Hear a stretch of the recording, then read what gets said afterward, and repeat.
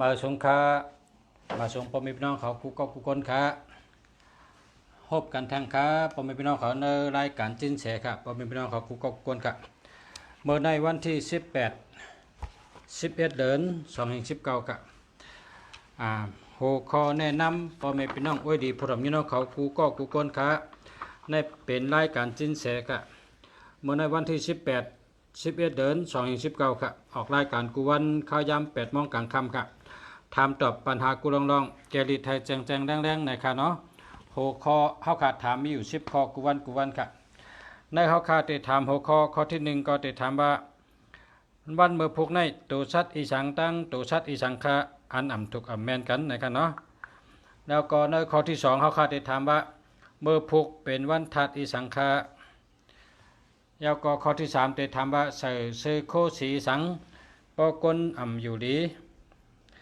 นั้นก็ทัดใจตกแห้งใจตกจะได้ใส่เสื้อโคสีสังฆะเฮเจียวอยู่ดีกินหวานนั้นก็หาไปอยู่ดีแข็งจะได้ฮะเนาะแล้วก็ข้อที่4เขาขาดได้ถามว่าเฮาเปิ้นฮักเขานะเฮาเปิ้นมีเมตตาเขาแต่ไรใส่เสื้อโคสีสังฆะแล้วก็ข้อที่5เขาขาดถามว่าเมื่อพุกเฮาปอก้าอ่องขายมันนิสุนมิดับนั่นเฮาขาดได้โลใส่เสื้อโคสีสังแล้วก็ข้อที่6เฮาขาหนังฮือเตเมตตาลีเปิ้นฮักเปิ้นแป้งเฮานั่น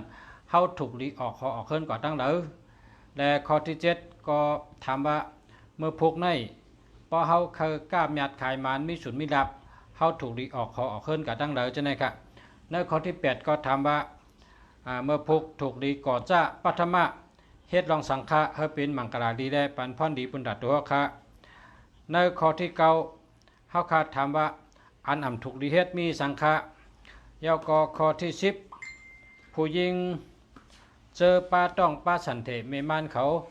โหลไรสติวิริยะมีตีหลายๆค่ะเสมกาเพราะว่าเย้ารายการ10 ข้อเย้าเฮาคาเตย้อนเฮอจินแสลัดปันรองไปอยู่ดีก็ว่าลัดไปอยู่ดีในเป็นพรดีปุณตาพ่อแม่พี่น้องเขามีลองถามเขามาว่า ยินจมค่ะตีลัดปันรองกินผักหมี่หอนะก็มันก็หลีได้ค่ะเนาะกินผักหมี่หอกินกูวันค่ะนะ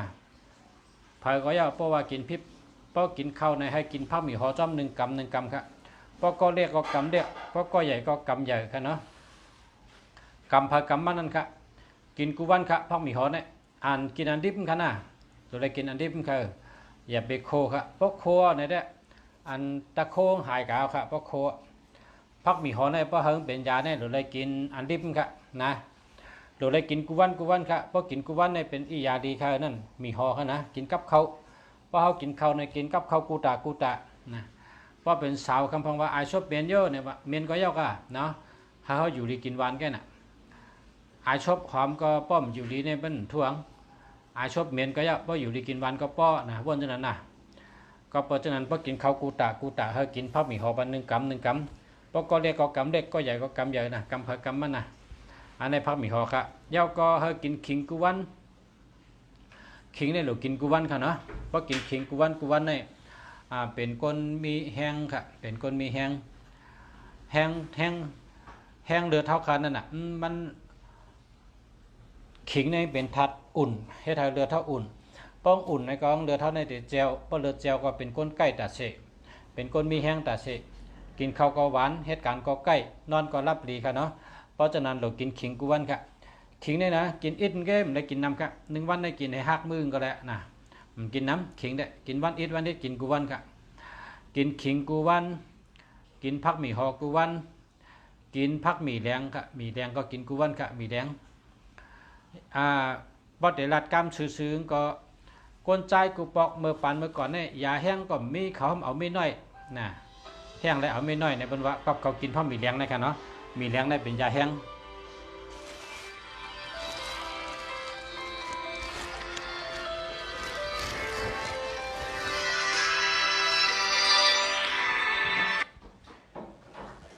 เอามาจากข้างนี้กันนะเอาครับประชาถ่ายทอดสดว่าเมื่อเดียวได้ตั้งไว้อุบทั้งเมื่อพวกเนาะปอโอนค้อมเดี๋ยวได้เฮ็ดปันไปแล้วครับอาจารย์ครับเมื่อพวกเขาอุบกันกะเมื่อได้อุบถ่ายทอดสดเอาค่ะตึกอุบรายการหนู ขนาดแล้วพระอ้นคำว่าก็เฮ็ดเมื่อพวกกำเดียวนะ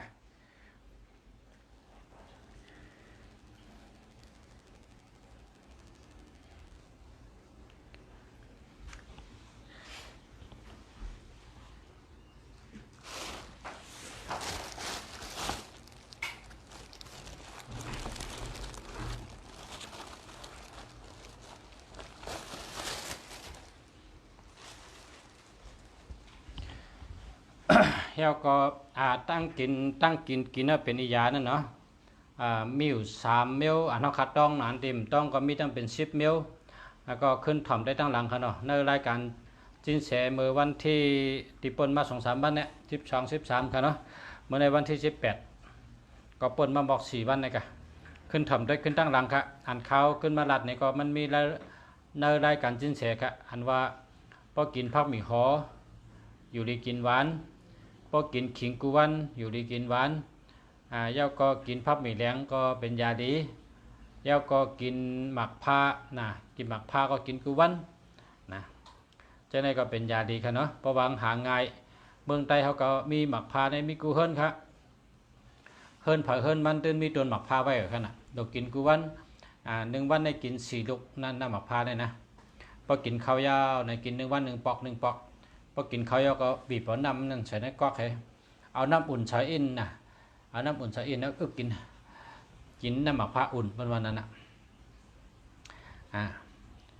อันเป็นยาดีครับน้ำหมักผ้าอุ่นนะเอาน้ำอุ่นมาใส่ในก๊อกแก้วให้มันก็บีบหมักผ้าใส่บีบใส่4 ลูกแล้วก็กินวันปอกครับมันเป็นยาดีครับกินน้ำหมักผ้ากูวันกินขิงกูวันกินผักหมี่หอกูวันกินผักหมี่แรงกูวันนะเป็นยาดีครับอันนี้เป็นยาดีมีหางให้มีก้นให้เขาเขาในเขาเขียนออกมาว่าก้นเท่าก้อนนึงเนี่ยนะอาซักอะไรอยู่90 ปลาย 4เย้ากาก็เป็นให้ปอกห้องยาก็มันได้ขึ้นให้ปอกมันตึกมีเมตึกหนุ่มค่ะนะลุงก็ตึกมีอยู่เพิ่นก็กระทำว่าลุงมียาสังลุงเขาอายุเยอะ90 ปลาย 4ลุงตึกเอาเมหนุ่มให้มีลูกไรเนี่ยลุงเขามียาหังมันก็ว่า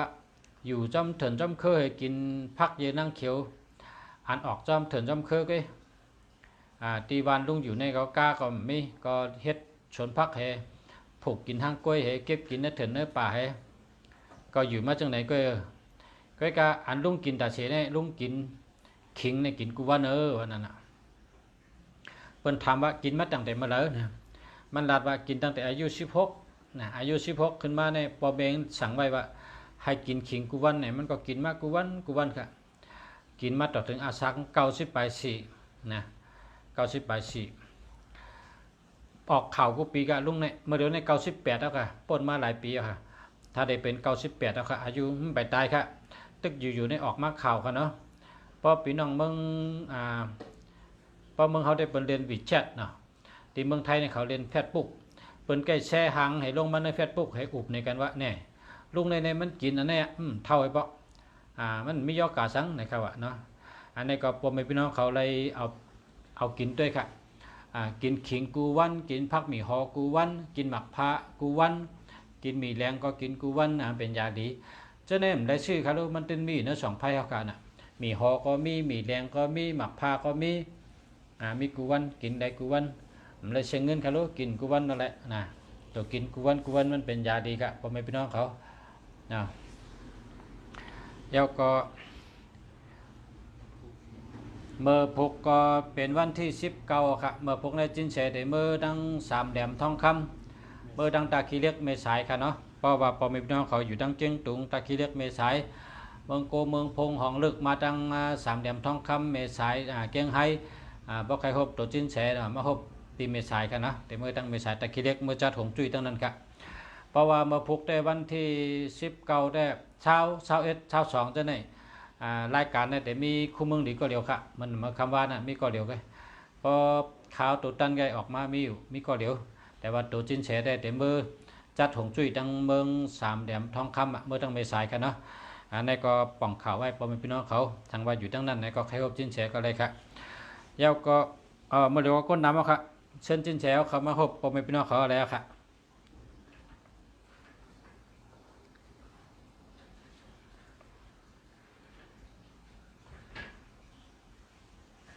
กำขนาดได้ด้วยปันค่ะรายการค่าเฮาติมีตั้งหลังค่ะเนาะเบอร์โทรจ่องดีนะครับได้ด้วยติดหลังกำกันด้วยปันค่ะเนาะปฐมรายการจินเฉยยาวห้องกันด้วยเบอร์โทรกันด้วยเบอร์โทรก็ได้ถามเข้ามาเลยครับ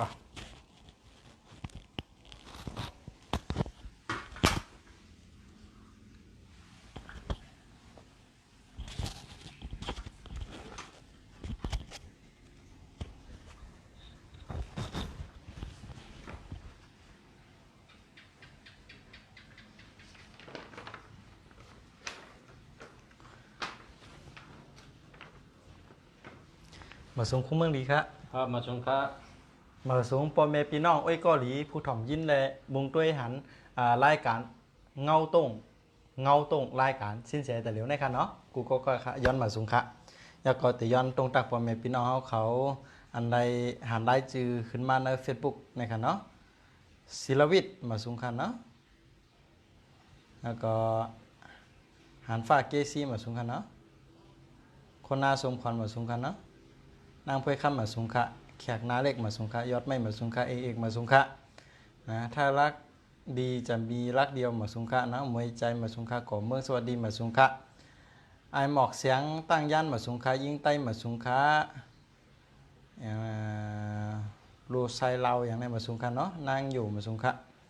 นะฮะไซทุนมินมาสุงคะแล้วก็นุสารพีมาสุงคะเนาะอันอ่ำไรตัวหันไรจื้อเนื้อในก็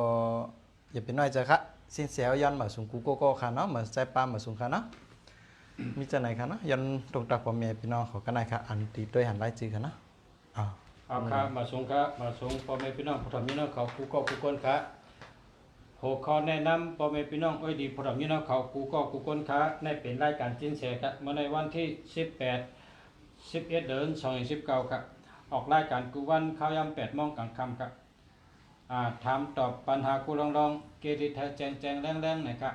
หัวข้ออันนั้นครับเดถามมีหนังปัจจัยนะครับข้อถามข้อที่1เมื่อพุกเป็นวันตูซัดอีสังละลายค่ะอันอ่ำถูกอ่ำแม่นกันนั่นค่ะมือผูกค่ะตั้งเปตังสินเสียเขาในเป็นวันลิงค่ะ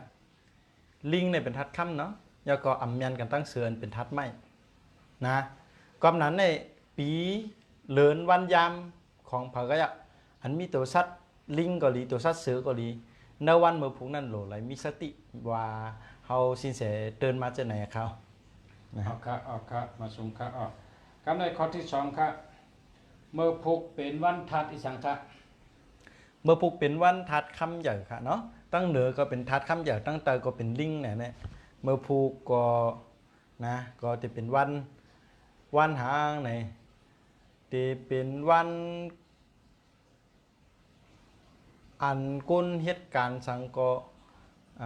เดเหตุการณ์อันใหญ่อันลงมันว่าจะไหนครับ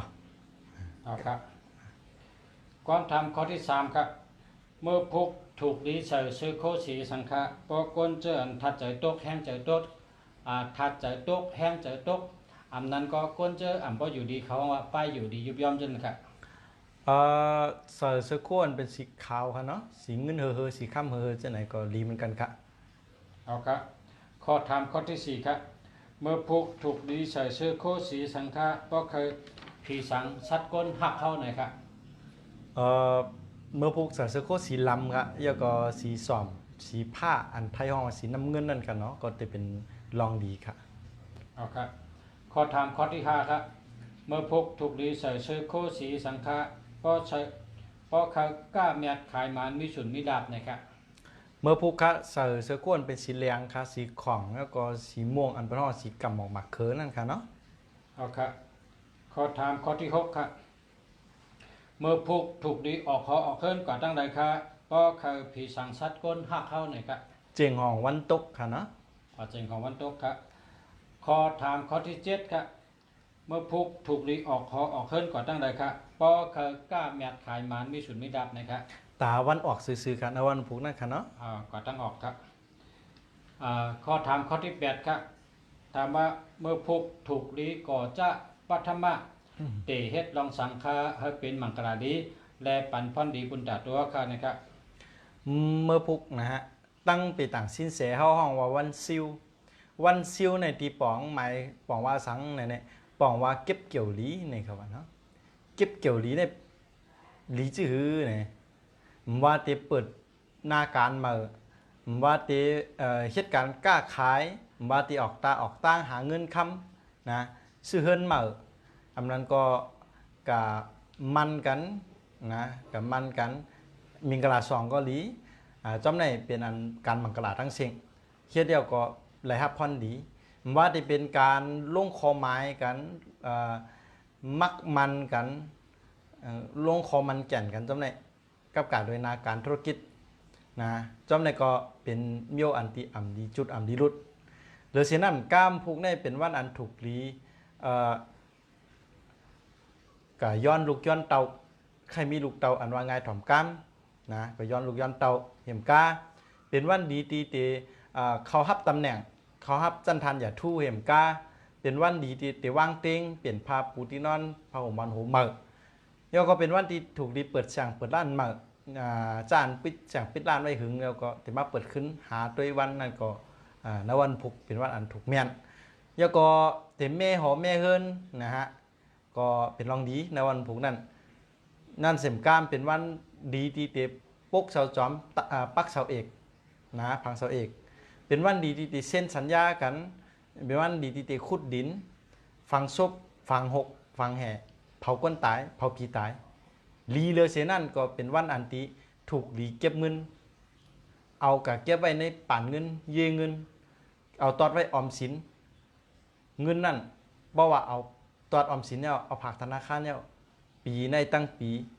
นาการกับกายโดยเงินคำเตนิมมาเตกัดมาแล้วก็เตเก็บเงินอยู่มามีจังหนังไหนครับเอาครับสืบถามข้อที่เก้าครับในวันมะพุกอันอ่ำถูกดีเฮ็ดนั่นมีสังอะไรครับ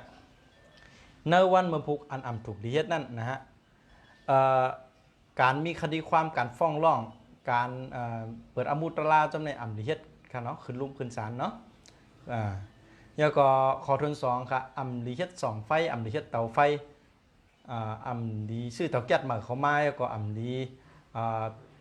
เอาหมอกแก๊สมาเขามาเช่นไหนครับในวันพุกนั่นเนาะเอาครับข้อถามข้อที่10ครับทำบุตรนางยิงผู้ยิงเจอป้าต้องป้าสันเทเมม่านเขาเลยสติวิทยานะในวันมะพุกในมีตีอะไรครับมีสองรองค่ะเตียงนอนเลยห้องนอนค่ะอย่าไปกับนอนเตียงนอนอันเท่าอ่ำต้อนนอนอย่าไปกับนอนห้องอันเท่าอ่ำต้อนนอนโป้เวอะไรสองรองในก็เป็นห้องว่าหลอดเพี้ยวค่ะเนาะตามเมมันนอนผูกนั่นค่ะอ๋อครับอันนี้เป็นรายการ10ข้อรายการชื่นแชร์ที่รัฐปันกวนครับพ่อแม่พี่น้องเขาพอเขาเป็นคนกล้านะเขาเป็นคนกล้าคนขายก็ว่าเมื่อพุกเราเลยใส่ซื้อสีสังฆาให้กล้าขายดีให้มีฉุนนิรับอันนั้นก็เขาเป็นคนกล้าขายกะวันแต่เมืองเลยกะตั้งห้องตั้งจานเนี่ยก็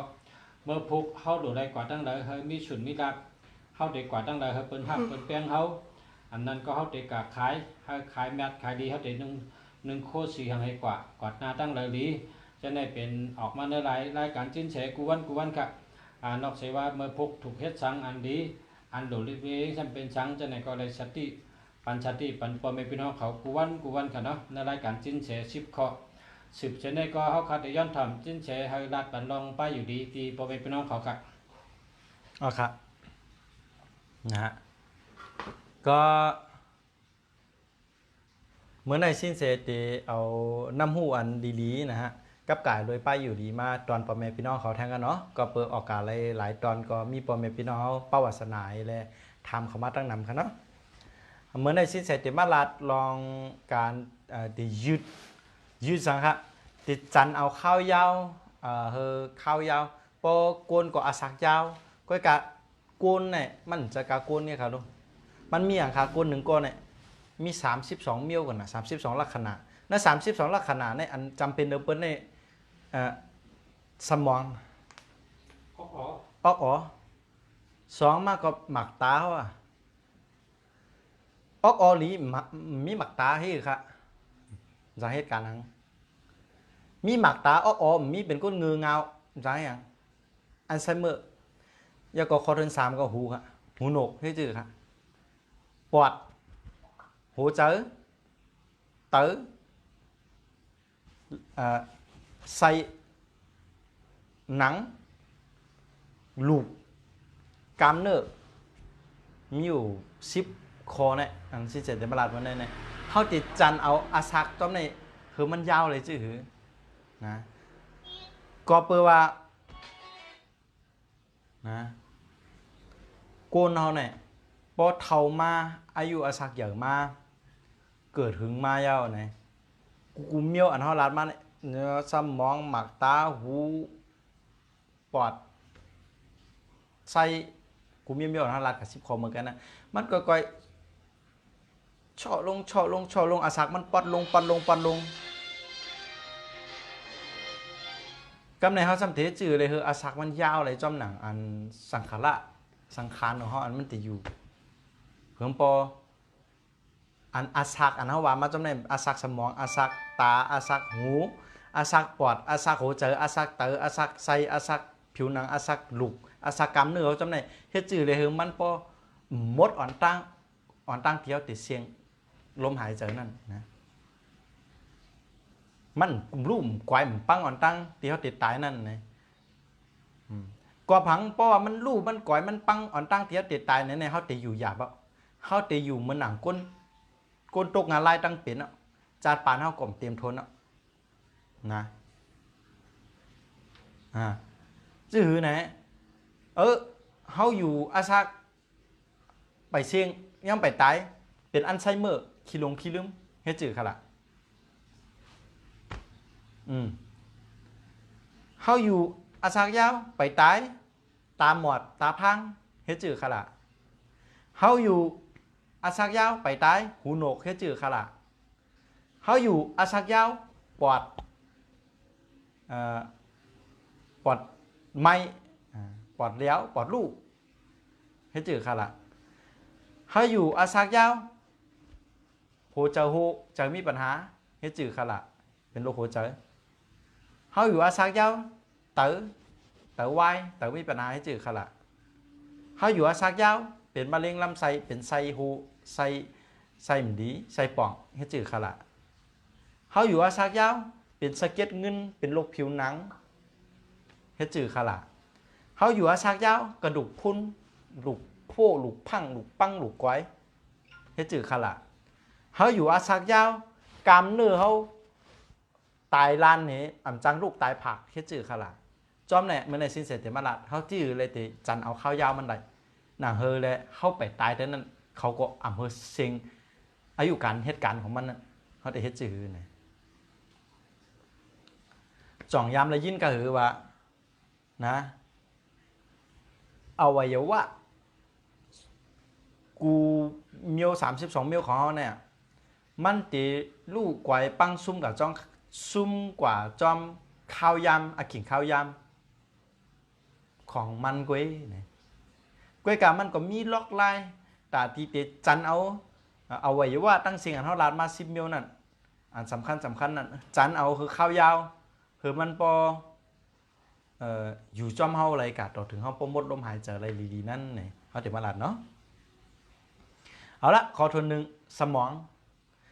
องในว่ายเสียอาซาเข้าอะไร70 ปีนะสมองนะออกอ๋อในว่ายเสียอาซาเข้าอะไร70 ปีเนี่ยเต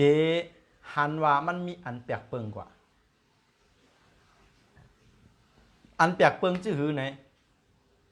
ตั้งหลังในจ้องมดตั้งนานในมันจ้องอ่ะมันเตก้อยๆเปลี่ยนมันเปลี่ยนกับเทิงมันอ่ำกึ่งกลางเป็นกำเหลียวไหนได้อ่ำจัดก้อยๆเตก้อยๆขี้ลืมแล้วก็ขี้ลืมกะถึงวัยรุ่นมาอันเปิ้นห้องว่าอัลไซเมอร์กะหน้าลืมหลังกะหลังลืมหน้ากำในกะหน้ากะหลังก็ลืมหมดอ่ะกำเนี่ยอันนี้เดี๋ยวมาปอมแม่เนี่ยในสมองเฮาเตจันเอาอาซักสมองเฮาในเฮิงยาวจอมหนังอันลมหายใจอาซักจัดปานเฮาในไหลจื้อหือไหน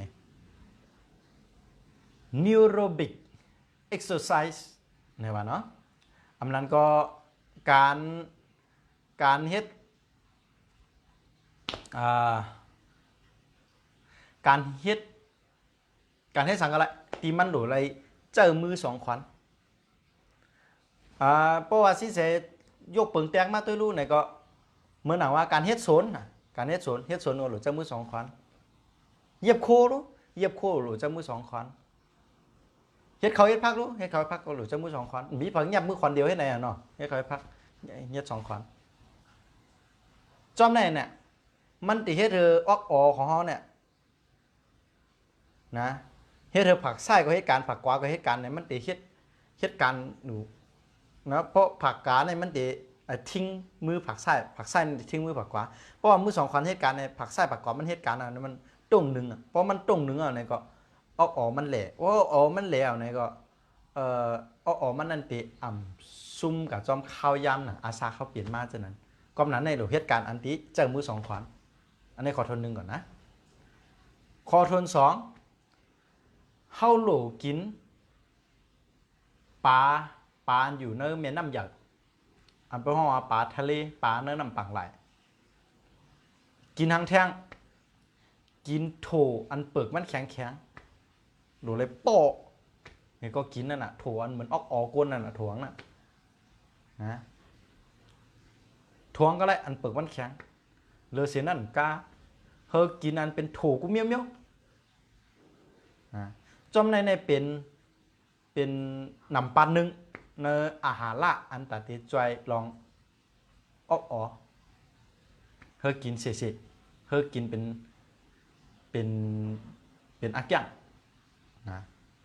คอทนสามเมียวเราก็จะมาปั่นแต่3 ข้อเนาะ1หรืออะไรเฮ็ดจื้อ2หรืออะไรกินนัง3หรืออะไรว่าอิงตะลีทิ้งตัวจื้อไหนเนาะ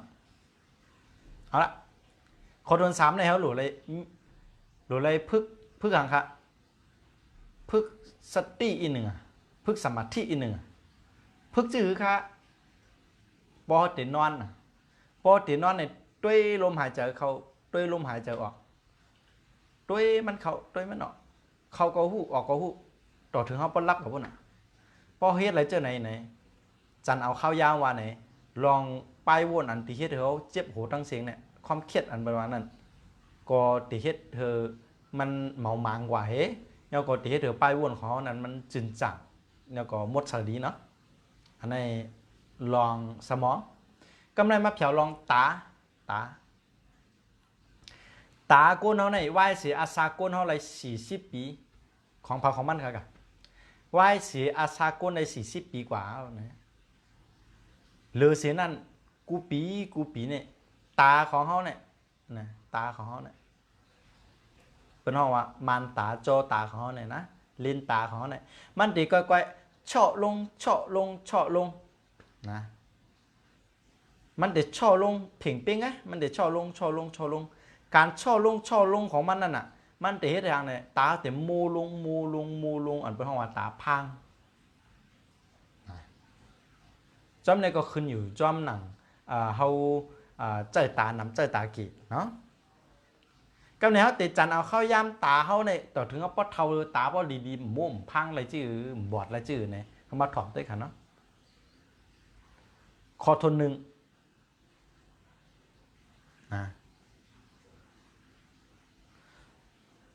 คอทนหนึ่งในเขาหลูเสริมมันตาอันแห่เสียงเดียดอ่อนตั้งที่ติเข้าเสียงเดียด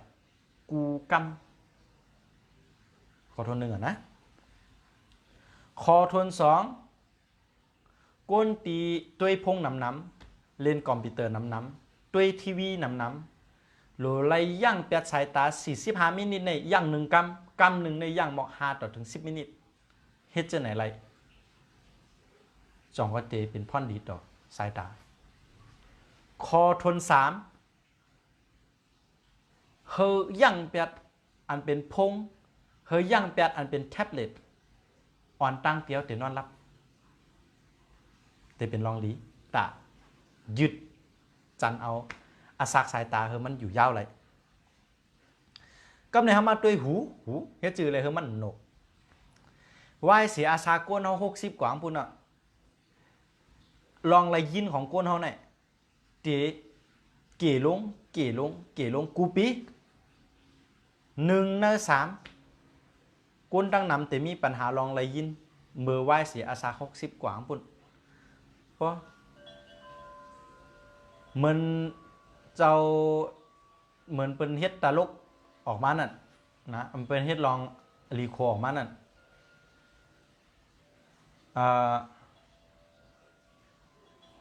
เหมือนในหลายคำล่ะสู้ฮะ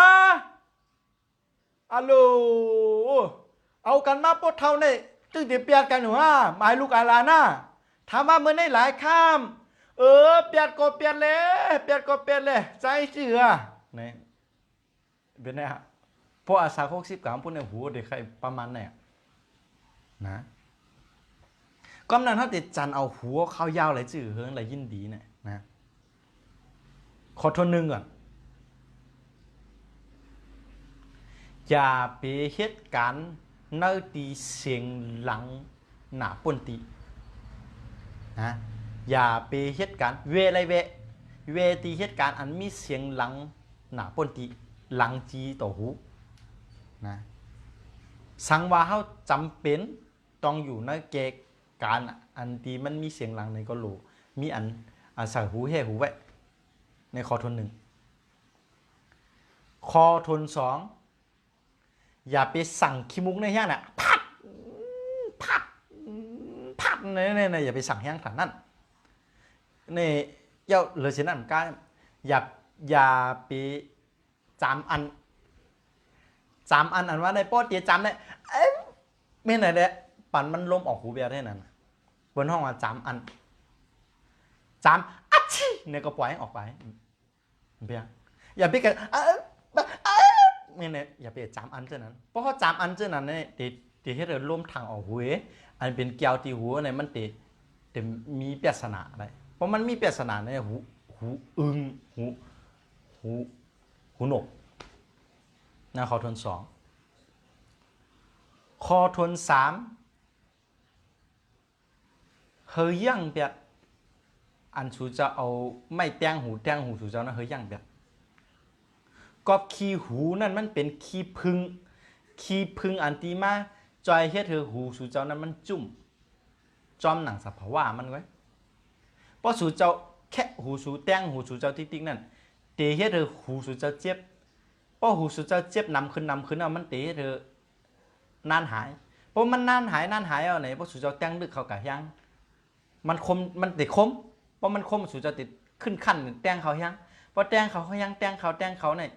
แก้วหูสูนั้นมันติดสิกเพราะมันสิกป้องขาดแล้วในหูสูติดหนุกในรองหูกำเนิดมาถึงรองปอดของก้นเฮาวายเสียอาชาก้นไร30 กรัมปุ่นเอาเนี่ยวายเสียนั่นกู้ปีลองการเหตุการณ์ของปอดเนี่ยมันตีก่อยย่อมลงร้อยละต่อหนึ่งกำเนิดเขาตีจันเอาข้าวยาวของปอดเนี่ยอยู่จอมเขาต่อโจชุดปันในเจ้าหือไหนมาด้วยคอทนหนึ่งเฮลุยน้ำนะอันนั้นก็หมอลุยน้ำพอเอาข้ากับลุยน้ำไปจมน้ำตายก็เลียนค่ะเลย1ลุยน้ำจังลุยน้ำเลียนค่ะเลยเฮ็ดไรเจ้าไหนวันหนึ่งตีเก๋45 มินิต่อ1 ชั่วโมงในคอทนหนึ่งนะคอทน2เฮกินยาอันเป็นสภาวะซิว่าได้เป็นหมากครั้งนั้นนะอันกินเอาปกกินเอาขมกำก็ซบหวานนั่นน่ะมะขาม มะขามป้อมเฮากินมะขามป้อมมะขามแต่ห้องมะขามเฮากินมะขามตัวนั้นหอยมนๆนั่นนะพอกินกำคมผาดกำก็หวานอ่ะซบเจียมอ่ะเฮากินอ่อนตั้งที่เตกินข้าวเมื่อเจ้าเฮียอะไรไปล่ะเฮากินพอเฮ็ดเป็นน้ำก็ปอกละ1ก๊อก1จอกจำได้นั้นมันติจอยเฮ็ดเธอปอดเฮาเนี่ยแก่นแข็งเหี่ยมก้ายาอะไรยศยาอะไรลองไอเฮอะไรตั้งขี้เต๋อคำคอขี้เต๋อปานคอจำไหนเนาะเนี่ยเป็นลองดีกินหวยก็กินมอกยอบมือนี่ก็กินเล่นกันละอันตั้งที่กินเขาไปเจ้าไอ้ไปละคอทน3เฮเวเปียนกันเตียนหอมอันเป็นกันนั่งสิงเฮ ฮไรเวกันกูเมียวเป็นกันเนี่ยฮไรเวป้อสู่เจ้าเวไหนไหนเลยสิกันก่อนเป็นผุ่นผุ่นกูเมียวป้อสู่เจ้าเวอะไรเจ้าไหนไหนลองปอดชองสู่เจ้านั่นก็ตีอยู่จอมสู่เจ้าอะไรข้าวยาวฮะก็ในมัดแผ่วหูเจอเฮ็ดจื่อเลยหูเจอเต็มช็อกไว้ตายอันตังหูเจอค่ะกูนเขาไหนป้ออาซา65กาทั้งปูนเขาไหนเตมีปริศนาปัญหาลองหูเจอเกิดขึ้นเอาค่ะกามเนื้อหูเจอเนี่ยมันตีกี่ลงเยี่ยวป้อกามเนื้อหูเจอมันกี่ลงเอาเนี่ยมันสารคัดกันตั้งหูเจอโหเจอในซ้ำตีเต้นถี่ขึ้นอันวันมันไว้ซ้ำกี่ลงวันนั้นเนี่ยโหเจอจังโหเจอจังโหเพราะว่า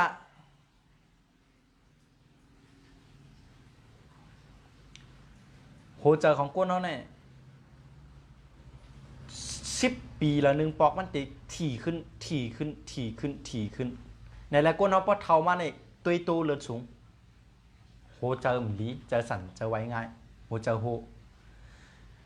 เจอซ้ำเต้นแห้งขึ้นกูปี10 ปีเปลี่ยนแห้งข้างอย่าง1ปอกอันหองอันจันไว้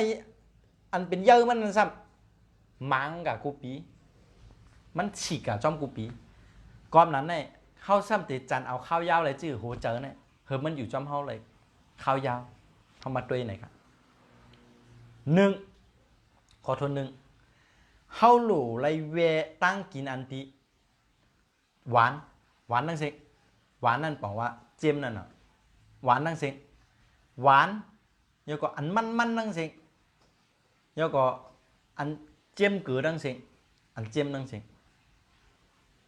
มันตีจอยแห่กังไรตุยตูเลือดสูงยก็มันตีจอยทิ้งอันน้ำหนักตัวเขาอะไรทั้งมันอยู่ในธรรมดานะคอทน2เขาหลูลุยน้ำเนี่ยอันนั้นก็ไปค้าเนี่ยเรียนเนี่ยออกกายะเรียนโยคะเนี่ยอันนั้นก็ยกน้ำหนักเนี่ยยกแห้งเนี่ยติจอยเฮ็ดหูเจอของเขาเนี่ยเหตุการณ์อะไรเพียงเปี้ยงเห็มกะไอเยอะอันปั้นหัวเจอเขานั่นกำเนื้อหัวเจอเขานั่นติกติมีแห้งแก่นแข็งเนาะขอทน3ผูกซ้อมต้นไม้ว่าจะเป็นการทางก็อยากอันมาเลยต้งหนึ่งตัวคิงเพราะอะไรต้งหนึ่งตัวคิงอะไรปลูกซ้อมต้นไม้อะไรกับกาโดยต้นไม้จำในก็โหเจอของเขาในกอตีเพียงเปียงมะยาวกอตีลีมะกำเนิดมองที่เต๋ออันไทยห้องว่าเต๋อห้องว่าเต๋อเขาชื่อเดีเหมือนเต๋อไว้เสียกุนเขาอาศัก50 ปีกว่าของปุ่นเขาเนี่ยเต๋อเขาเนี่ยมันตีเสริมลงตีลองการเหตุการณ์ของเต๋อเขาเนี่ยมันตีเหตุการณ์อะไรดีอย่างนั้นช่อลงกูปีก็เนี่ยเจจันเอาข้าวยาวเต๋ออยู่จ้อมเฮาเลยตัวถึงเขาป้อสุดเสียงลมหายใจเขาเฮ็ดอะไรจื้อไหนลูกกินน้ำน้ำกินน้ำวันหนึ่งในเฮิงไร1 ลิตรต่อ2 ลิตรเขาใครว่าไหนกันเนาะนะในมันมีสถาบันการแพทย์ในอเมริกันเลยลาดเอาไว้ว่ากุนใจอาศัก19 ปีขึ้นกว่าตั้งเหนือหลูไลกินน้ำถึง13 แก้วในต่อ1 วันนะครับเนาะในขนาดที่กุนยิงในอายุเดียวกันนั่นหลูไลกินน้ำวันเดอเกาก๊อกเกาแก้วเกาจอกต่อ1 วันนะครับเนาะ กุญใจหรือกินน้ำหรือนางยิงเนาะอันนี้เป็นการวิจัยของอเมริกันเนาะของมหาวิทยาลัย University ของอเมริกันเนาะสองโลย่างแบบอันเป็นสีอันเป็นเซลอันมาเสนอทางกินทางเสียเนี่ยว่าเนาะว่าจะเป็นน้ำตาลเนี่ยเกลือเนี่ยอันเป็นห้องเกลือหวานก็ดีเนาะแล้วก็ซอสตั้งสิ่งซอสตั้งสิ่งข้อทวน3รู้ไรทิ้งน้ำหนักตัวเจ้าเก่าแล้วก็ด้วยเดินลมของเจ้าเก่าอันมันแหล่ขึ้นแหล่รองนั่นอันเป็นห้องว่าด้วยตัว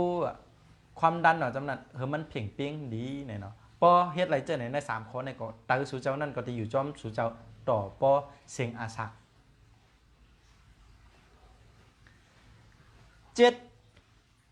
ใส่เขาเนี่ยใส่เล็กใส่ใหญ่ทั้งเสียง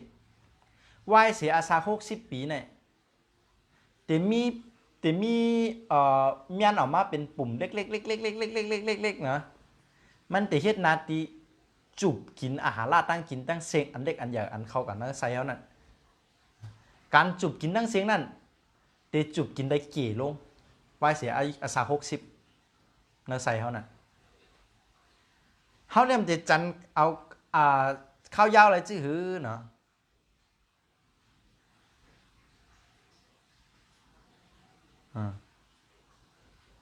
นะเดี๋ยวจันเอาข้าวยาวอะไรจื้ออันเป็นไซเท่านั้นเนาะข้อที่1โลกินอาหารตั้งกินอันที่มัน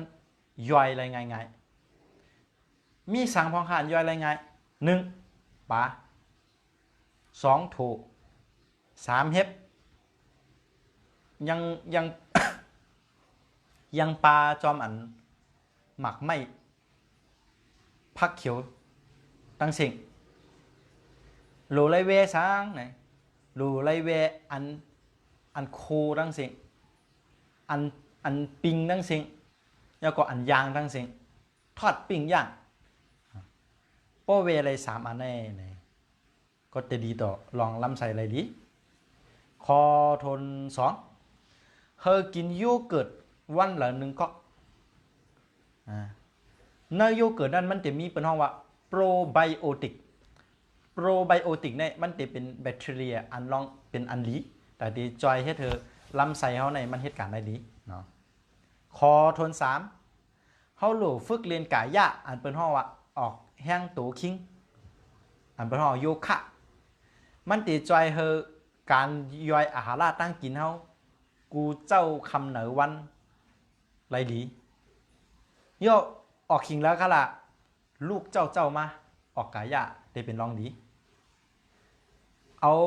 ท่าเลยดีค่ะล่ะท่าแมวก็ดีท่าหมาก็ดีท่า3เหลี่ยมก็ดีท่าสะพานโก้งก็ดีสู่เจ้าไข่หูกับเสิร์ชเอานั่นเน็ตเนาะเอาเดี๋ยวรัดอันเน็ตกับไว้อีกนึงแล้วก็ปิดตายโดยทาคนตายก็ดีเนาะทาศพวันเหรอนะเฮ็ดทาเลยนะกำเหนือก็เฮิงไหล3 ถึง 5ลมหายใจเนาะหายใจเข้าหายใจออกเป็นห้อง1เนาะเพราะเฮ็ดไรเจ้าไหนเฮ็ดไร5 ปอกเข้า1 ปอกหายใจเข้า1 ปอกหายใจออก1 ปอกให้ในแต่หากำเปลี่ยนกับไร5ทาอันนี้เป็นห้อง1เสร็จเพราะเฮ็ดไรวันไหน1เสร็จเจ้าไหนก็เดลีต่อลองใส่เขาไหนกันเนาะเอาละมาถึงคอทน8เฮ็ดจื้อหนังเขาเนี่ยมันนานเหี่ยวมันอยู่จอมเฮาต่อถึงปอเท่าปอเกะเนาะวายเสียอาซาโกนเฮาไหล18 ปีแล้ววายเสียนั่นกูปีคอลลาเจนในผิวเฮาในนะย่อก่อตั้งอันเปิ้นห้องว่าอิลาสตินในผิวหนังเฮาในมันติเก๋ลงกูปีเพราะนั้นไหนเฮาติจันเอาข้าวยาวอะไรจื้อผิวหนังเฮาในนั่นเหี่ยว1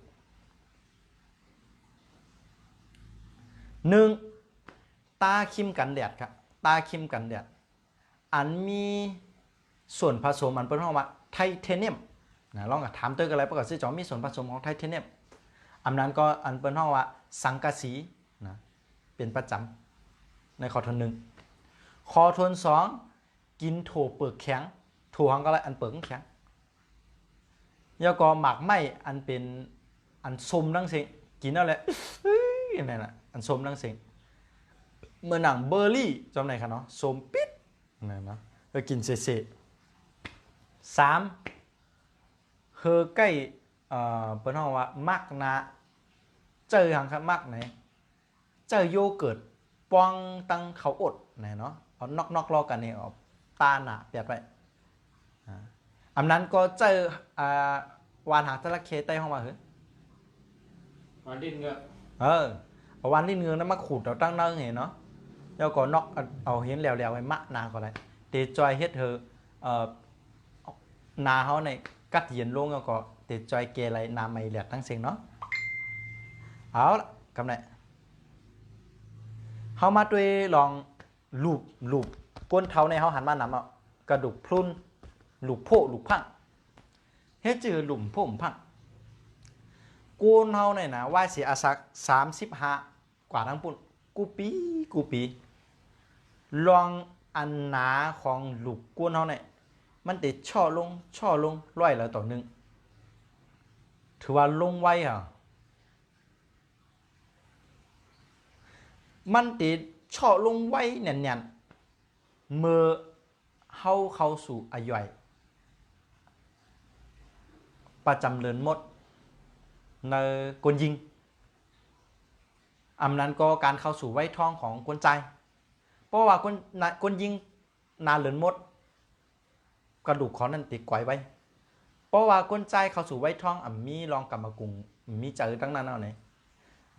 กระดูกของนั่นติดไกวไว้นะก็เนี้ยเดี๋ยวจันเอาข้าวยาวเลยจื้อหือเดี๋ยวจันข้าวยาวจื้อหือ1ยกน้ำหนักอันนั้นก็เวียนตีสูงลงตีแต้มเฮิงไหลวันเด้อ20ปอกกระดูกหัวเขาในนี่เตดีเวียนจึกก็เลยเวียนปลักเฮิงไหล20ปอก2 กำนั่นบอกว่าวันละ40ปอกเพราะเหตุไรเจ้าไหนหนึ่งจึงเตลีตัวลูกคอทน2เฮอใกล้กินน้ำพริ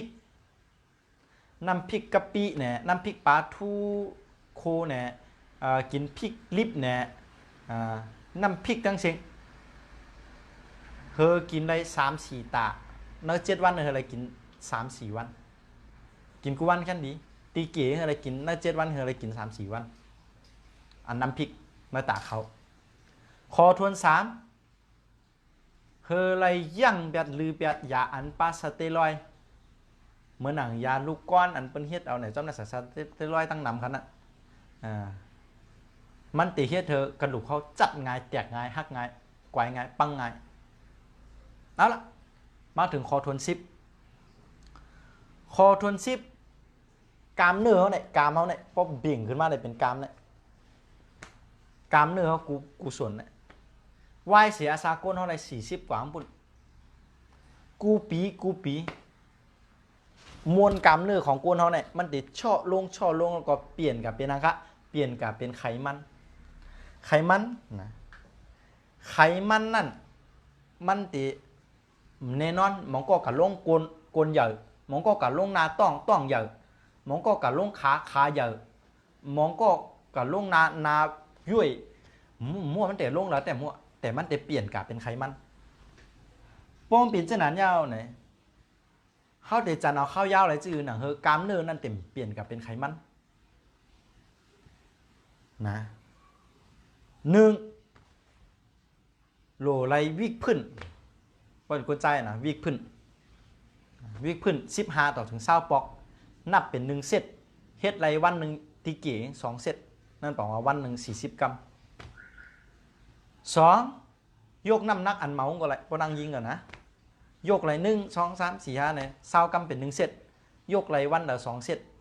นั่นบอกว่าวันหนึ่ง40 กรัมแต่เป็นรองดีต่อกรัมเนื้อไว้ลื่นสุดได้เฮาสิ้นเสกก็ไข่ผักตอนมาเฮอกินตั้งกินอันมันมีสารแอนตี้ออกซิเดนต์สูงเป็นชื่อค่ะแอนตี้ออกซิเดนต์สูงในสิ้นเสกินผักอันตีหลายสี ผักในมีหลายสีครับลูกเธอกินเจสีเธอกินหมากไม้อันส้มตั้งเซงเธอกินหมากอาหาราตั้งกินก็ดีหมากไม้ก็ดีอันมันมีอันผัดขมอีกหนึ่งมันตีจอยเฮ็ดเธอลองการเสริมตั้งเสียงลองการช่อลงตั้งเสียงเฮาลามมา10มิลนั่นตีเฮ็ดเธอมันเพียงเป้งเป็นโป่งหมานให้แลอ่ำช่ออ่ำเสริมลงย่อก็เฮาสิเสไข่แทงลองหนึ่งก็คือ การนอนรับเหอเพียงพอนอนรับเหออิ่มย่อก็ยังป้ากัดถึงการเฮ็ดสมาธิสามีข้าวยามหาโอกาสหาข้าวยามออกกายั่งลือตีอันเป็นสภาวะตีอันเป็นธรรมชาติตีเนาเถินเนาคือกานอนรับนอนลือเอาเสียงนกเสียงหนูเสียงน้ำตกเสียงสภาวะธรรมชาติบันตีจวยลดเชาะเรื่องความเครียดสำหรับเหมกามันตีเฮ็ดเธอลองการเหตุการณ์ในตัวตั้งสิ่งในเหตุการณ์ในดีย่อก็ตีจันเอาอาสาเขายินยาวเหมกาอาสาใน32ส่วนของเขาในก็ตียินยาวจอมอาสาเขาก็ตีอาสาอันอวัยวะตั้งสิ่งอันเดียวลาดมา10ข้อนั่นก็ตียินยาวจอมหนังอาสาอันเขาอยู่ถึงเอาละฮะเมื่อพุกสิ้นเสียก็ติดกับจ้าทงจุ้ยตีเมสายตีตะคิเล็กตีเมืองพงแล้วก็ตีเจียงตุงชื่อก็พี่น้องเขาก็เหลืออยู่ตั้งปุ้นและใครเชิญสิ้นเสียกับจ้าทงจุ้ยใครดูดวงกับสิ้นเสียตัวเป็น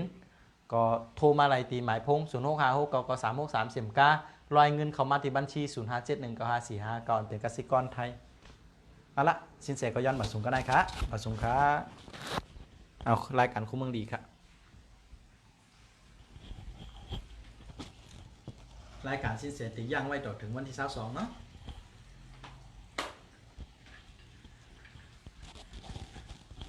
ต่อถึงสิ้นเสียพวกปอกมาเนี่ย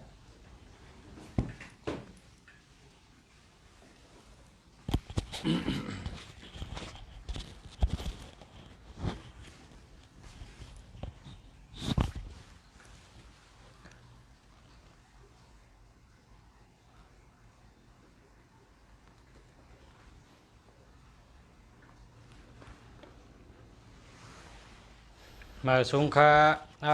ย้อนตุ้ยหมายพงอีกหนึ่งค่านะยิงไต0889529399อันนี้ดีค่ะดีเต๊ะๆค่ะชื่อว่าปีเอกเนาะ0661200748อันนี้มันดีค่ะเอา8ให้นะ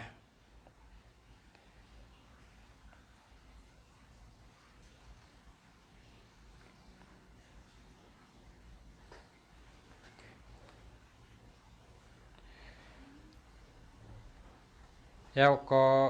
ยิงสีนนนะครับเนาะ0833777852อันนี้มันดีค่ะหาใหม่นะ37เป็นใจค่ะ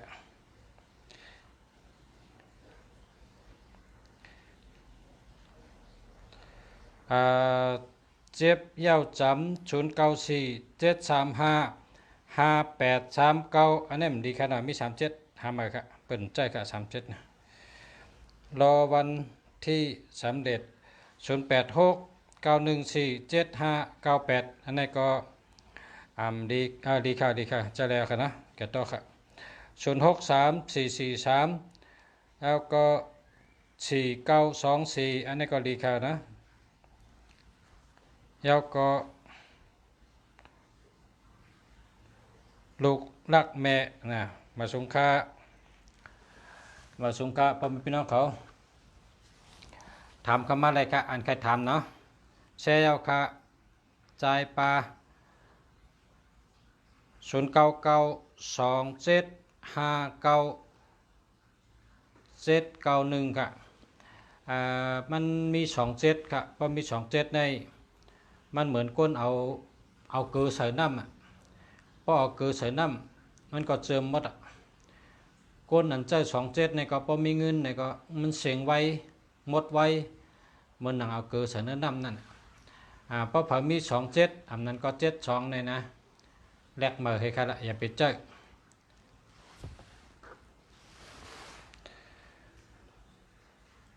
นะครับ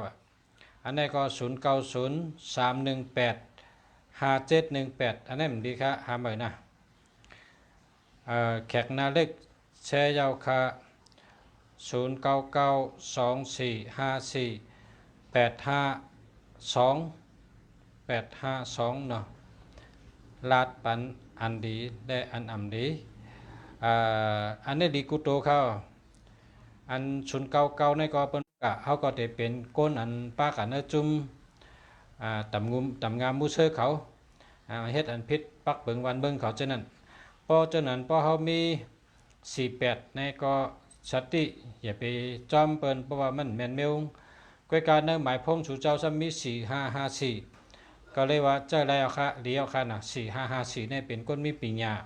เป็นก้นรักแหลมนะปลายถ้าเป็น525225ก็ลอง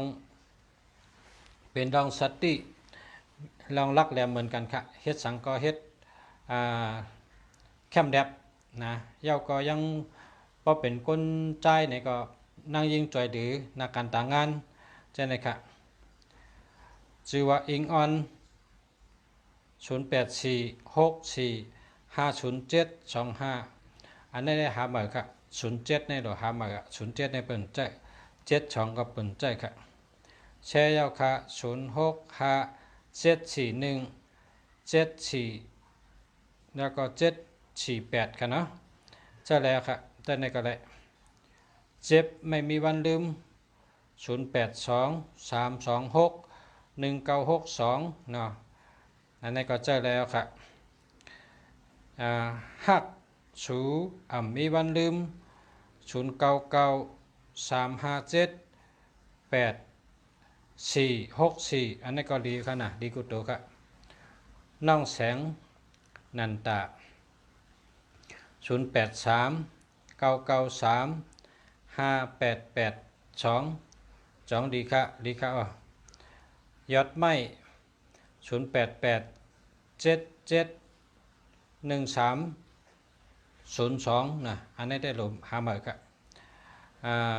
ยอดไม้นะแชร์ยาวค่ะยินจมค่ะไต้เมืองนาง0654867957ในมี67ค่ะ67ได้เปิ่นใจค่ะหาเหมือนนะน้ำหวานเจอหลี0629014945ป้อมเพราะเจ้าหึงได้เป็นทางค่ะอย่าไปเจ้าหึงนะเจ้ากะอย่าไปป้น3ปีนะอย่าไปป้น3ปีเราเรียกอะเพราะเจ้าหึงได้มันดีค่ะเพราะว่าใส่มันดีนะใส่มันดีหน้ากลางมันดีค่ะน้ำหวานใจดีนี่ค่ะนะอย่าไปเจ้าหึงอย่าไปเจ้าข้าวยาวค่ะนะเน็ตหาซื้อมาอิงออน0828815992นะครับเนาะเพราะว่ามี81เนี่ยไปแคมป์ครับเพราะหังแคมป์ก็หลหาเหมือนกันครับ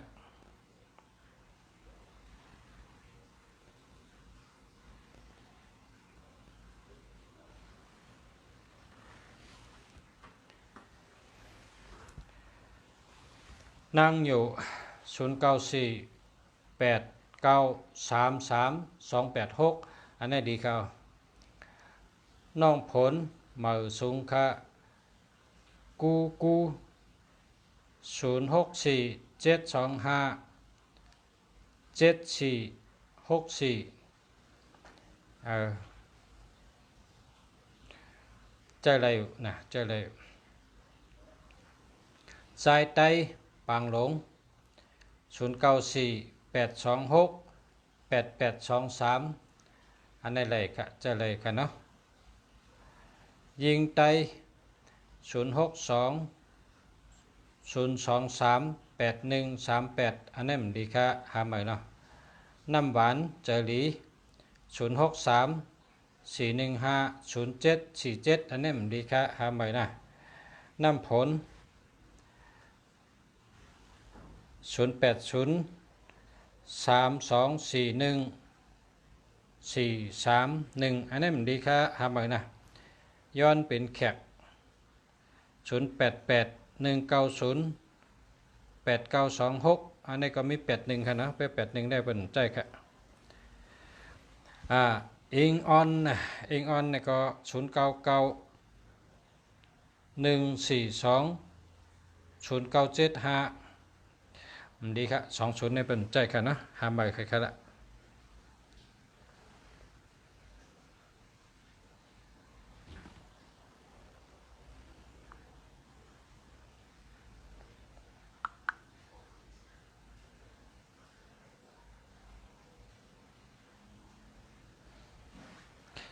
ชุดยอดก้นใจเย็น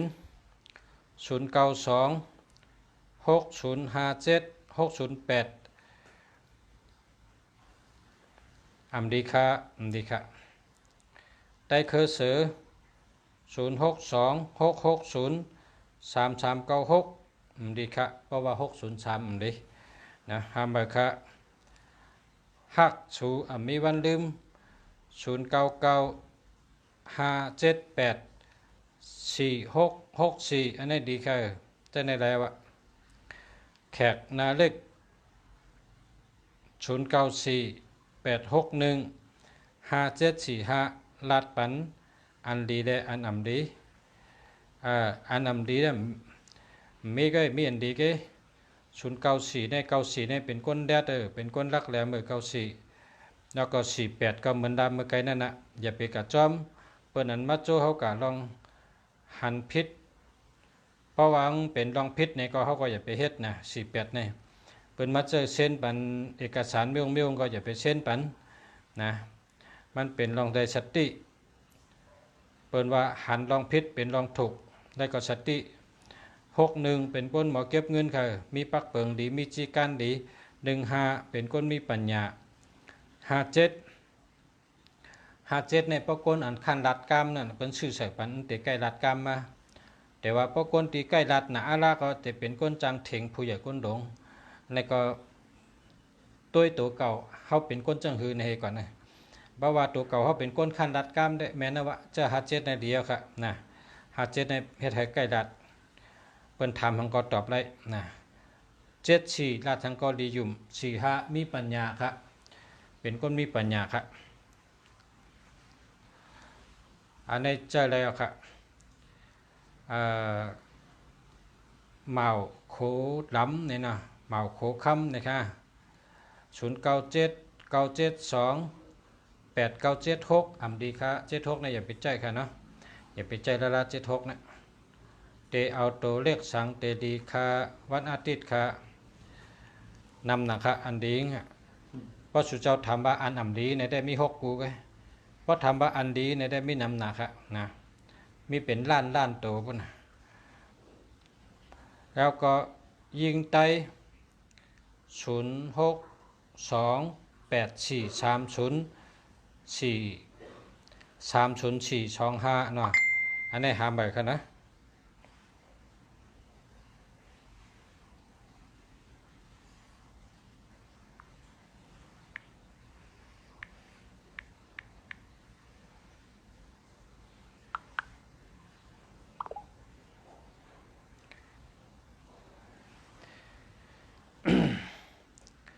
เอาก็หมอกก่อนเมืองไต้0945871316อันนี้ดีค่ะหามไปค่ะ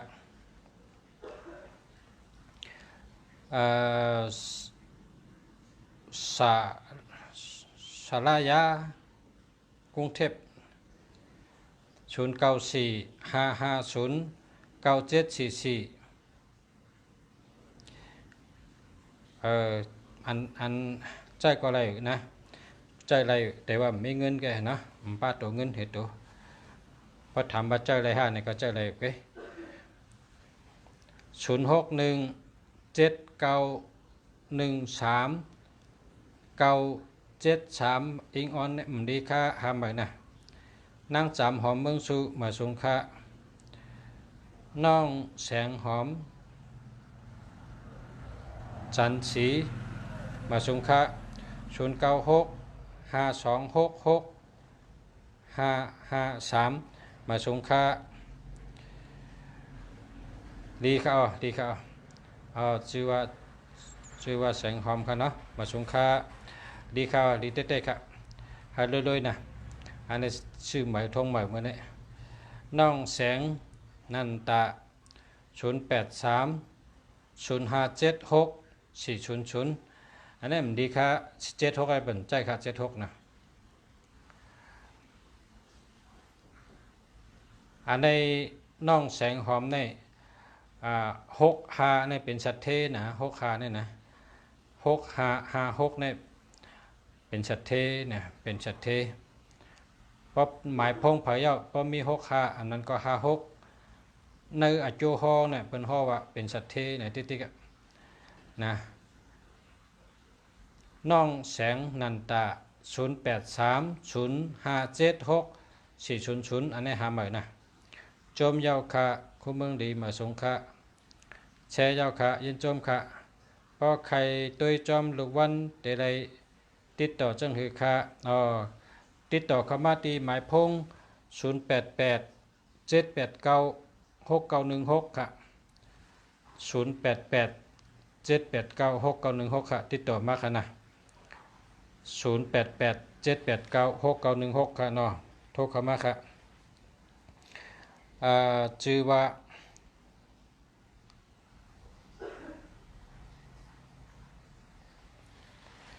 ชื่อหำหัวหมอฮอกค่ะ0873029544อันนี้ก็มันมี730มันดีค่ะหาใหม่นะหมอกก่อนเมืองใต้มาสงค่ายิงสีนน094 8937156นะมันมี37ค่ะ37เนี่ยมันดีกันเนาะหามาครับอันตัวติมดีในคาเตลัดในชูเจ้านะชูเจ้าเตรียมไว้ต้องไว้เนี่ยอันที่อ่ำดีนะที่คารัดเนี่ยนะมีกันได้ไงเพราะสุกับชื่อในตัวทั้งหมดบองปลาอันเฮาลัดเนี่ยอย่าไปเอานะในเป็นที่อ่ำดีมันอันที่เป็นว่าอ่ำดีนั่นมี6ตัวนะแกครับนะมี6ตัวนะแกตัวละพ้องนะต้องไว้นะตัวที่1 2นะ1 2นั้นก็21อันนี้เป็นตัวค่ะนะเปิ่นใจค่ะเพราะว่า1 2ให้21ให้ได้ป้องมีเนี่ยได้มี1 2ก็เปิ่นเอามี21ก็เปิ่นเอาอันนี้บอกว่าเปิ่นหักเขานะอยู่กันแล้วก็เปิ่นหักค่ะนะคนหักเขาตื่นมีว่า1221เนี่ยนะ12ก็อย่าไปเอา21ก็อย่าไปเอานะเย้าก็ทางอัน13นะนั้นก็31อันนี้จังพบเผาใจในแต่เป็นก้นจะรำง่ายต้องใช้อย่าเจอปิดเจอแก้มแล้วก็มันมีหลับนะอันนี้ก็อย่าไปเอานะ13นั้นก็31อย่าไปเอาเพราะมีเจ้าไหนเนี่ยอย่าไปเอาแล้วก็ตัวที่2นะขนาด2ตัวกันในตัวที่3 18นั้นก็81นะอย่าไปเอานะเพราะมี18เพราะมี18เนี่ยอย่าไปเอามันบอกว่าเฮาเฮ็ดสังก็เปิ้นตื้นหันดีเฮาเฮ็ดสังก็เปิ้นกำแถมเฮาเฮ็ดตั้งดีบันเปิ้นฮู้เกจูที่เฮายังจังยากน8กนแหลนกนหักหลังกนเก่าเฮาแถมก่อนก็เพราะฉะนั้นป้อเผกะหัน18นั้นก็81เนี่ยอย่าไปเอานะอย่าไปเจ้ยนะอันนี้เป็นตูมดีตัวที่3นะตัวที่1 12ตัวที่3 13ตัวที่3 18 3ตัวนะ3ตัว12 13 18อย่าไปเอาแล้วละกว่าทางตัวที่4 67นะ67นั้นก็76นะชูเจ้าอย่าไปเอานะเพราะมันมีจับกันนะ76และ67นะเหมือนกันนะเอา6มาก่อนเอา7มาก่อนมันเหมือนกันอาทิป๋องเพราะเขา2ตัวจับกันเนี่ยพอมี76นี่ก็อย่าไปเอาพอมี67นี่ก็อย่าไปเอานะพอมี76อย่าไปเอาพอมี67อย่าไปเอา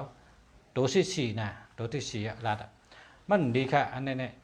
นะก็เพราะฉะนั้นแหละอย่าไปเอาละ76ก็อย่าไปเอา67ก็อย่าไปเอานะกว่าทางตัวนึงตัวที่5นะ37นะนี่ก็อย่าไปเอา37นั้นก็73 พอมี37นี่เหมือนหนังน้ำไม้โลก5ไพ่ไม้5ยากาผ่ารถผ่า5ใจตุกค่า5เหตุการณ์ตุกค่า5เหตุการณ์หือไรไข่ย่อยตั้งวันตีนกวนตีนเสือบ่มแห้งเปิ้นก็เอ็ดรู้นะกามเนื้อป่าเนื้อปับแต่เปิ้นว่าหมักปักหรือแห้งไก่นะหมักปักหรือแห้งไก่เมื่อหนังไก่ลากหมักปักนั่นน่ะเป้ก็เลยลาก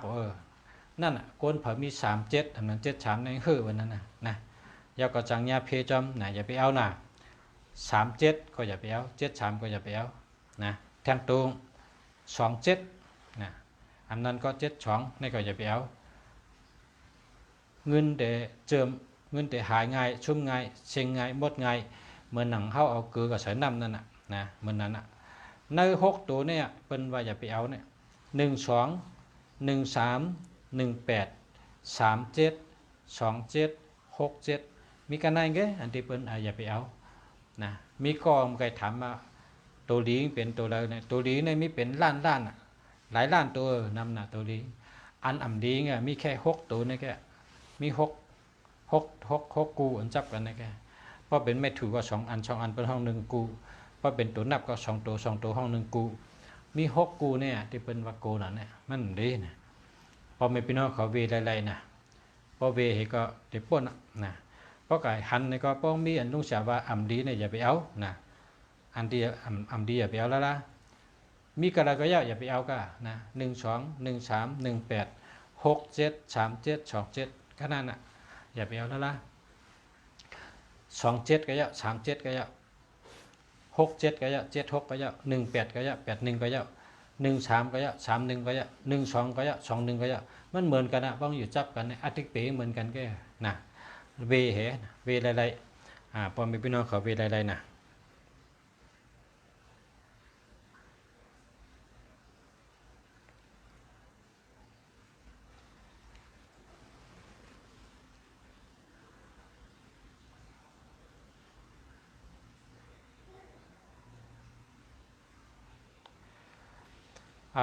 ก็อันโทษเขามาว่าด้วยปัญจุเนี่ยนะมันหลุดโทษเขามาแล้วก็ตัวจังไหนเนี่ยมันกำถามมันเต็มทนมันด้วยอะไรกันหรอกเพราะตัวจุเนี่ยหลวงฮู้ว่าข้าเกิดปีสังอาสักกาหือในก่อนข้าในเต็มว่าชูเจ้าเต็มว่ายันอาโกด้วยปัญจุอีกหนึ่งข้าด้วยปัญจุก้นวันติด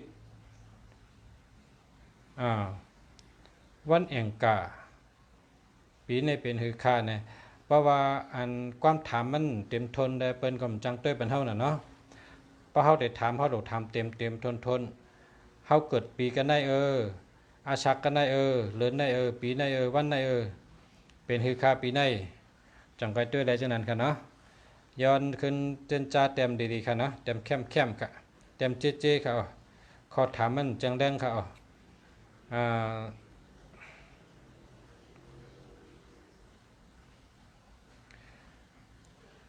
นางศรีนนท์ในเมื่อไกลเขาด้วยปนัมจ้าแช่เจ้าค่ะ0992934223ค่ะอันนี้ก็ตัวเงินก็มี24นั่นค่ะเนาะยิง0947861945นี่ก็เจอเลยค่ะน้องแสง0954735145อันนี้มี73ครับเพิ่นใช่ครับชุดยอดคนใจเย็นนี่นะพอมี89อันนั้นก็98มันก็มีกูก็ค่ะ0809มันเป็นอันดีครับนะพอถาม2ตัวได้ก็มันติกเป๋งก็จังรัดขนาดเนาะถามมาตั้ง10ตัวนะถามมาตั้ง10ตัวครับเพราะว่าดีได้ดีครับนะดีได้ดีครับเพราะสู่เจ้าใครฮู้ว่าตัวละแก่เลยเปิ้นนะเปิ้นห้องมังกรว่ามังกรในเมืองเขในเปิ้นห้องว่า168เนี่ยมังกรเมืองเขเพราะเคยเป็นสัตเทเนี่ยในเมืองเขในเปิ้นว่าโหลไรมี168อันนี้เปิ้นห้องมังกรในเมืองเขคือกันในเมืองไทยในเปิ้นทำว่า789นะ789อันนี้มังกรในเมืองไทยเนาะเพราะว่าอันทั้งอันนี่ก็289นี่ก็ทำเป็น อันบามีอยู่นะ289ในก็เข้มพอมีฉุนอยู่ในกลางในเป็นย่อกากินชานะครับเนาะเป็นมะเร็งค่ะเนาะเป็นมะเร็งเป็นกินชาป้อมไปเป็นกินชาก็เงินโหนะแล้วก็ใจก็ปกติค่ะเนาะใจก็บางปอกก็เหมือนหนังก้นยองนั่นนะใจมันปกติค่ะใจมันเหมือนเก่านะกำไตว่าใจเหมือนเก่านะครับโยแล้วก็แชร์เอาค่ะ0929799242ค่ะอันนี้ก็ตัวเงินมันก็มีอยู่ค่ะเนาะเจ้าเลยค่ะ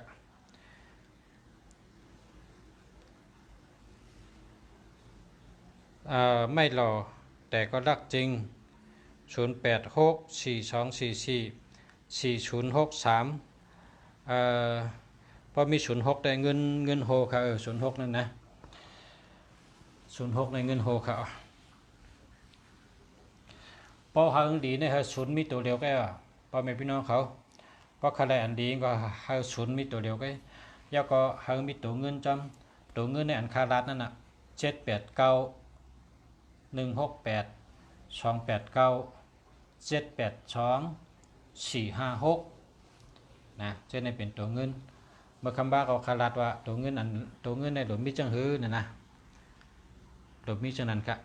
แล้วก็เพราะว่าใครเพราะใครเต้ก็กับ10คำมาติเขาน่ะถามเต้กับ10คำมาติหมายพง0887896916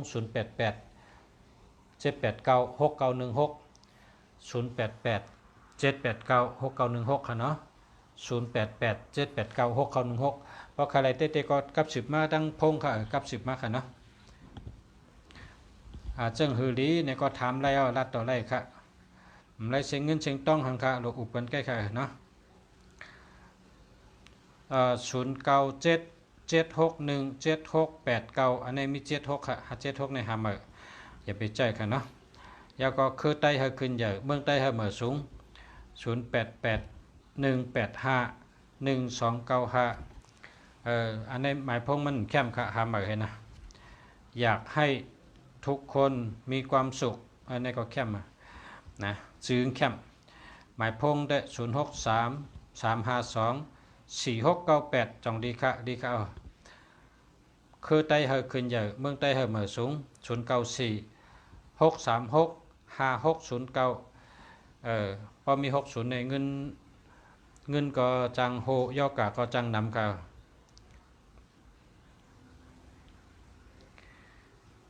แล้วก็ใจหักลังคือเนี่ยวะหักเมืองใต้หักลังคือฮะหักเมืองใต้ทั้งเมืองเหก็ตีเลยก็เป็นเมืองใต้เฮาหลหักทั้งเมืองเนาะหักลังคือก็เลยนะหักวันเผอเมืองมันแล้วก็0628136514มี81มี13ดีค่ะหาเหมือนนะใจตะเชยาวค่ะ0947720663จ่องดีค่ะแช่ยาวค่ะไปดีค่ะ20นึงก็ไปดี722006ด้วยนี่ดีค่ะหาเหมือนนะหารเข้มๆค่ะเมื่อเดี๋ยวนี้นะปับลิกกูเมียวก็อยู่ในมือถือข่าวกูเมียวก็อยู่ในมือถือทีวีช่อง1ช่อง3ช่อง7ช่อง5ก็อยู่ในมือถือพอมีมือถือเครื่องแคมมีหมายพงดีปะเนี่ยเขาคาว่าอุ่นใจเอาใครเอาสบายใจเอาพอมีพี่น้องเขาย้อนให้สู่เจ้าซื้อพงดีอันนึงซื้อเบอร์โทรดีอันนึงนี่ก็จอยสู่เจ้าไหลนำเนี่ยเนาะค่ะเพราะเหมือนจังว่าแตกสู่เจ้าซื้อกามากันนี่ก็นำปัดพงของเหมือนจังน้ำมันกำเดียวว่านะพอซื้อกามา1กันป้อมมีน้ำมันของหอมไหล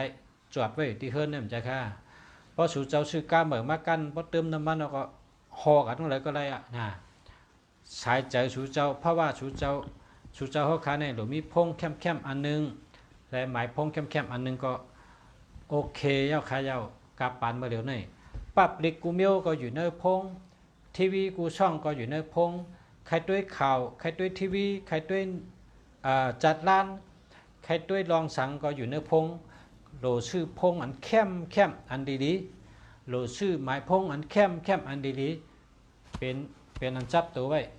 ข้าเฮาว่าได้เกิดเป็นก้นได้โอเคเอาค่ะนะโอเคในแคมป์กูเมียวนะแคมป์แบบกูเมียวค่ะ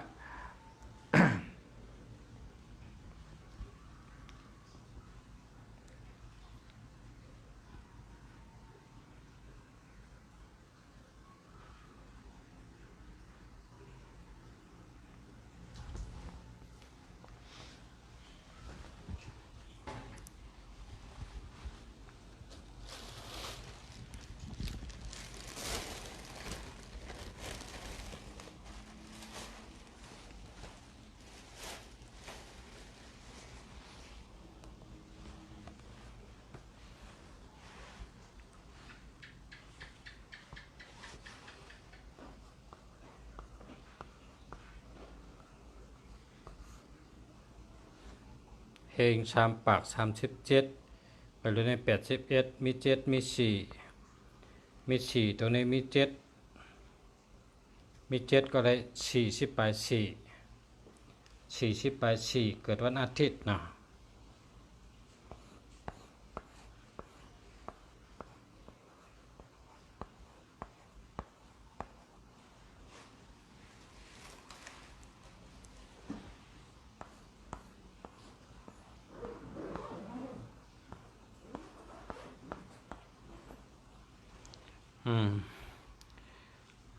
1 2 3 4เกี่ยวเดียวค่ะเกี่ยวเดียวค่ะเฮงชามปาก37เกิดวันอาทิตย์ปีในเกี่ยวดีค่ะลาบมีตั้งจานซื่อๆนะ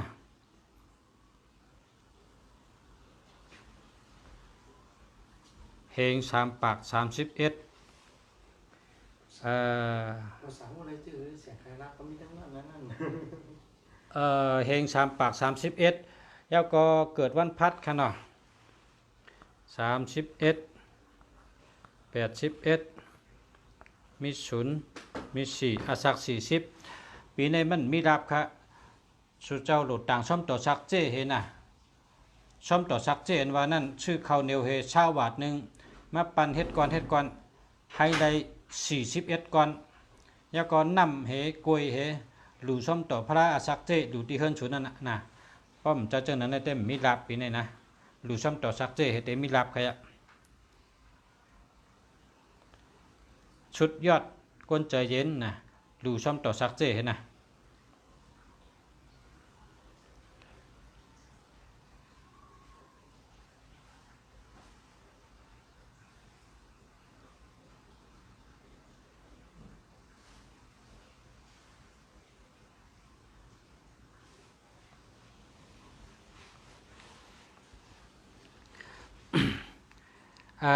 ใจอยู่ปุ่งเง้งในเต็ม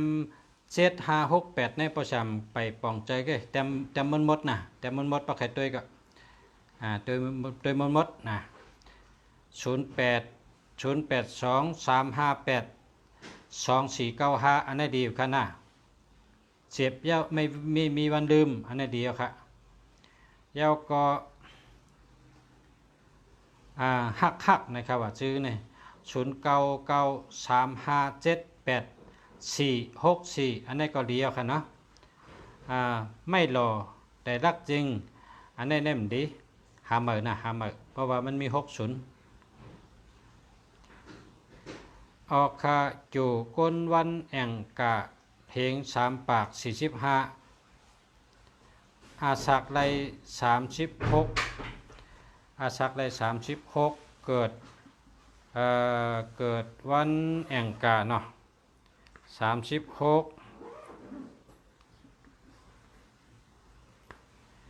1 2 3 4ก้นวันอ่างกาอาศัก36ปีในจูเกาหลีลาบเกาหลีจือเซิงเกาหลีใต้ก็เกาหลี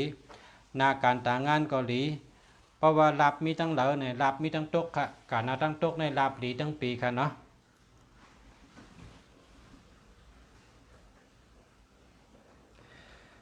จมครับพ่อแม่พี่น้องเขาค่ะเมื่อพกไก่หบกันแทงค่ะเนาะเมื่อไหนกันได้ก่อน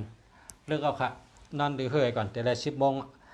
ย้อนชั่วพ่อแม่พี่น้องเขาอยู่ดีกินหวานกัดเย็นช้ำฉะเพื่อนอย่ามาสูงกูก็กูก้นค่ะย้อนเฮยอยู่ดีมีเงินห่างดีกึกปืนกูก็กูก้นค่ะมาสูงค่ะ